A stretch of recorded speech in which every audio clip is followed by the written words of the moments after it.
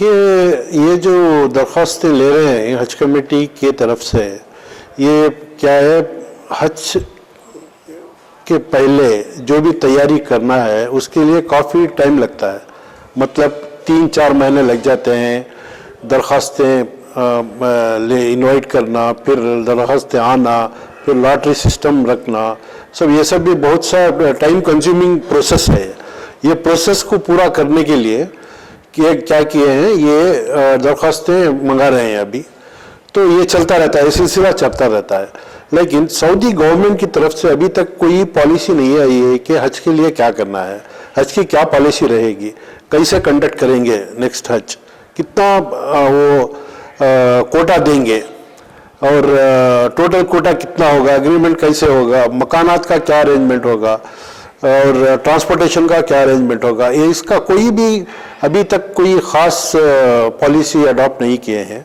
जब वो पॉलिसी आती है तभी जाके हम इंशाअल्लाह ये जो रजिस्ट्रेशन है, जो अलॉटमेंट है, ये सब करना पड़ेगा। तो अभी बस ये प्रोसेस जारी किए हैं, ये चलता रहेगा प्रोसेस इसी तरह से जब तक पॉलिसी, ठोस पॉलिसी नहीं आएगी। पॉलिसी आने के बाद ही हमको पता चलेगा कि क्या है एक्चुअली, हज कितने का टोटल, कितने का अलॉटमेंट होगा। जैसे कि अभी 2 लाख का पिछले और उससे पिछले साल तो 2 लाख तक का अलॉटमेंट आता था, लेकिन इस साल वबा की वजह से, कोरोना की इसकी वजह से कितनी कटौती होगी उसमें, कैसे हम इसको इम्प्लीमेंट करेंगे, ये सब तभी जाके पता चलेगा। तो इसलिए हमने अपने तमाम टूर ऑपरेटर्स से कहा है कि जब तक पॉलिसी ना आए आप कोई बुकिंग ना लें। जब पॉलिसी आ जाए, और कीमत का भी बहुत ज़्यादा होने के चांसेस है इस टाइम, तो ये सब हमको तभी मालूम पड़ेगा जब पॉलिसी उनकी आ जाए। अकोमोडेशन में क्या है, ट्रांसपोर्टेशन में क्या है। फॉर एग्जांपल अभी एक रूम में जो 4 आदमी 5 आदमी रहते थे, वहाँ पे सिर्फ 2 आदमी रहना है करके एक ये आ रही है, न्यूज़ आ रही है। और ट्रांसपोर्टेशन में बस में 50 आदमी की जगह सिर्फ 20 आदमी रहना है करके आ रही है। तो ये सब चीज़ें रख के ही हमको रेट फिक्स करना पड़ेगा कि पर हाजी कितना हम चार्ज कर सकते हैं। तो इसीलिए हमने सबको एक डायरेक्शन क्या दिया है कि जब तक पॉलिसी मत आई आप बुकिंग मत कीजिए, पैसा मत लीजिए आप टूर इनसे, हाजियों से करके हमने और तमाम रजिस्टर्ड टूर ऑपरेटर्स जो अपने एसोसिएशन के अंडर में आते हैं, उन सबको यही डायरेक्शन दिया है कि आप पैसा मत लीजिए, आप बुकिंग मत कीजिए जब तक कि ये पॉलिसी आ जाए। ठोस पॉलिसी आने के बाद ही आप बुकिंग कीजिए।